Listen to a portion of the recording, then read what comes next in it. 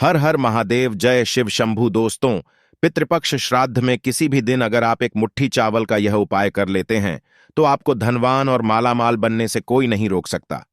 दोस्तों, पितृपक्ष में इसका खास उपाय को करने से आपके मित्र आपसे खुश हो जाते हैं और आपके घर की सुख शांति में जितनी भी रुकावट आ रही है उनको दूर कर देते हैं। दोस्तों, कई बार ऐसा होता है कि आपके कार्य नहीं बन रहे होते, या आप धन की कमी या कर्ज से परेशान हो जाते हैं, या आपका भाग्य आपका साथ नहीं देता है।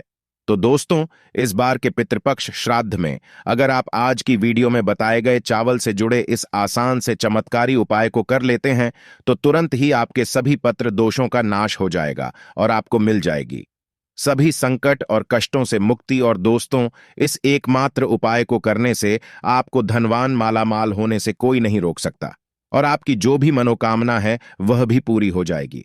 आखिर कौन सा है चावल से जुड़ा वह उपाय, आज की इस महत्वपूर्ण वीडियो में हम आपको बताएंगे। इसलिए दोस्तों, वीडियो को आखिर तक जरूर देखें। और दोस्तों, अगर आप भी अपने जीवन में महादेव की कृपा पाना चाहते हैं और पितरों का आशीर्वाद पाना चाहते हैं तो वीडियो को लाइक करके कमेंट में हर हर महादेव लिखना ना भूलें। और अगर आपने अभी तक शुभ मंगल चैनल को सब्सक्राइब नहीं किया है तो चैनल को जरूर सब्सक्राइब कर ले। दोस्तों, पितृपक्ष पक्ष की शुरुआत इस साल भाद्रपद मास के शुक्ल पक्ष की पूर्णिमा तिथि 29 सितंबर 2023 दिन शुक्रवार से हो गई है, जो 14 अक्टूबर 2023 दिन शनिवार तक रहेगा। इसीलिए पितृपक्ष से संबंधित सभी कार्य 14 अक्टूबर तक ही संपन्न कर लेना बेहतर होगा। दोस्तों, पितृपक्ष में आपके पितृलोक से किसी न किसी रूप में अपने स्वजनों से मिलने के लिए धरती पर आते हैं और स्वजनों के द्वारा भोजन और भाव ग्रहण करते हैं और अपने परिवारजनों को आशीर्वाद देते हैं। माना जाता है जिन्हें अपने पितरों का आशीर्वाद प्राप्त होता है उन्हें जीवन में हर क्षेत्र में सफलता में मिलती है और परिवार में सुख समृद्धि बनी रहती है। जो अपने पितरों के निमित्त श्राद्ध दर्पण नहीं करते हैं, जिनके पितृ तृप्त और प्रसन्न नहीं होते, उनसे देवी देवता भी प्रसन्न नहीं होते, उन्हें जिंदगी भर परेशानियों का सामना करना पड़ता है। ऐसे लोग बर्बाद कंगाल हो जाते हैं। उनके घर में गरीबी और दरिद्रता छाई रहती है। जिंदगी भर कष्ट और दुखों से छुटकार नहीं मिलता। ऐसे लोग पितृदोष और कई ग्रह दोष से पीड़ित हो जाते हैं। पितृपक्ष में यमराज पितरों को श्राद्ध दर्पण ग्रहण करने के लिए पृथ्वी पर भेज देते हैं। पितृपक्ष वह समय होता है जब हम अपने पितरों को एक मुट्ठी चावल से ही प्रसन्न कर सकते हैं। पितृपक्ष के दौरान एक मुट्ठी चावल से छोटा सा काम करने से पितृ प्रसन्न और तृप्त होते हैं। पितृदोष आशीर्वाद में बदल जाता है। पितरों के आशीर्वाद से हर क्षेत्र में सफलता मिलती है, सुख समृद्धि और धन वैभव की प्राप्ति होती है।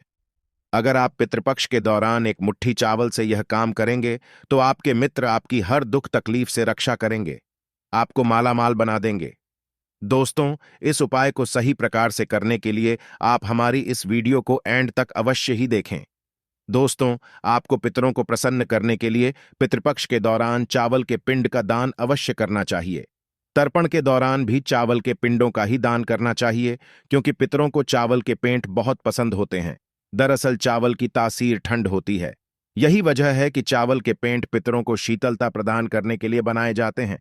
चावल के गुण लंबे समय तक रहते हैं, इसलिए चावल के पिंडों से पितरों को संतुष्टि भी लंबे समय तक मिलती है। हालांकि चावल के साथ साथ जो और काले तिल मिलाकर भी पिंड बनाए जाते हैं। चावल के पेंट को प्यासाने कहा जाता है।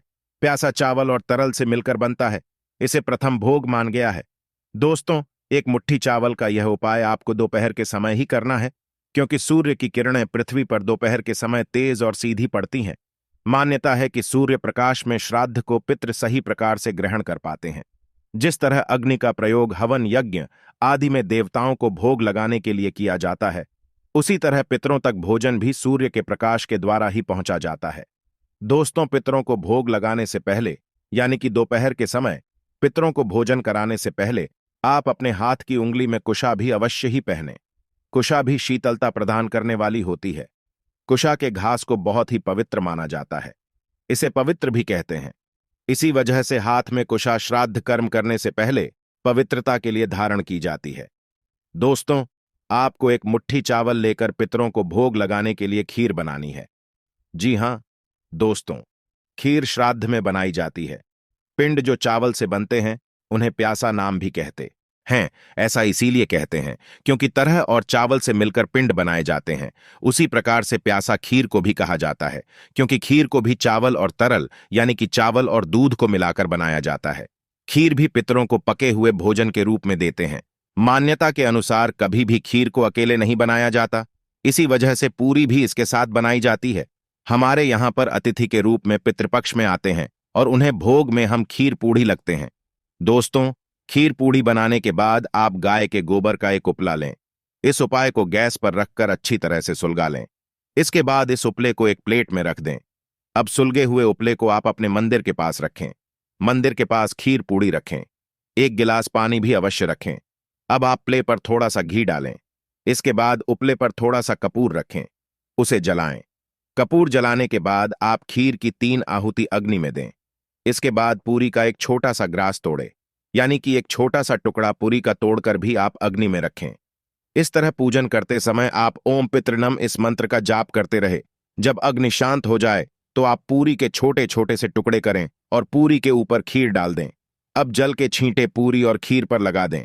अब आप पूरी और खीर को पितरों को भोग के लिए अपने घर की छत पर रखें। यह भोग कौरवों के लिए रखा जाता है। सनातन धर्म के अनुसार देवी देवताओं का वास गौमाता में होता है। इसी वजह से गौमाता को भोजन हर कार्य में कराना जरूरी माना गया है, जबकि पितरों का रूप कौम को बताया गया है। मान्यता के अनुसार पितृलोक यमलोक में हमारे पितृ वास करते हैं। वही यम का ही संदेशवाहक भी कौवा को माना गया है। पितृपक्ष के दौरान श्राद्ध में भोजन का एक अंश को अवश्य ही देना चाहिए। कौरवों को यमराज का प्रतीक भी माना जाता है। धार्मिक मान्यता के अनुसार यदि आपके श्राद्ध के भोजन को ग्रहण कर लेते हैं तो आपके पितृ आपसे प्रसन्न और तृप्त हो जाते हैं। यदि कौवे भोजन ग्रहण नहीं करते तो इसका अर्थ है कि आपके पितृ आपसे नाराज और अतृप्त है। धार्मिक मान्यताओं के अनुसार वह को देवपुत्र माना जाता है। व्यक्ति जब शरीर का त्याग करता है तो उसके प्राण निकल जाते हैं। तब वह सबसे पहले काबे का जन्म लेता है। माना जाता है कि काव्य का किया गया भोजन पितरों को प्राप्त होता है।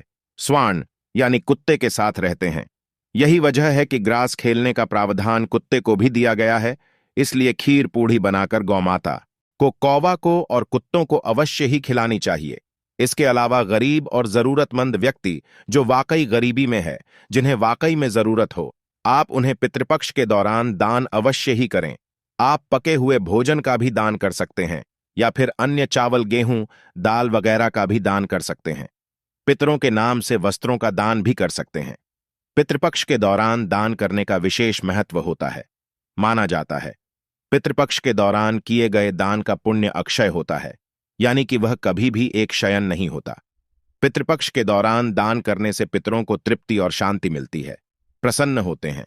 लेकिन ध्यान रखें, पितृपक्ष के दौरान आप जो भी वस्तुएं दान करें वे सभी अपने पितरों के नाम से ही दान करें, जिससे आपके पितृ प्रसन्न और तृप्त हो और आपको अपना आशीर्वाद दें। दोस्तों, पितृपक्ष के दौरान चावल का यह छोटा सा उपाय करने से पितरों की कृपा प्राप्त होती है। पितृ तृप्त और प्रसन्न होते हैं और अपने परिवार को आशीर्वाद देते हैं। पितरों के आशीर्वाद से जीवन की बड़ी से बड़ी समस्याएं आसानी से हल हो जाती हैं। दुर्भाग्य सौभाग्य में बदल जाता है। बिगड़े काम बनने लगते हैं। पितरों की कृपा से घर में सुख समृद्धि बनी रहती है। बड़ों के आशीर्वाद से पितृदोष और काल सर्प दोष से भी मुक्ति मिलती है।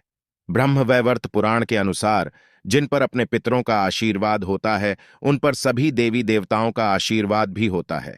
पितृपक्ष के दौरान एक मुट्ठी चावल का यह छोटा सा उपाय करने से आपके पुत्र हमेशा आपकी रक्षा करेंगे। दोस्तों, अब हम आपको पितृदोष के लक्षण और उपाय बताने जा रहे हैं।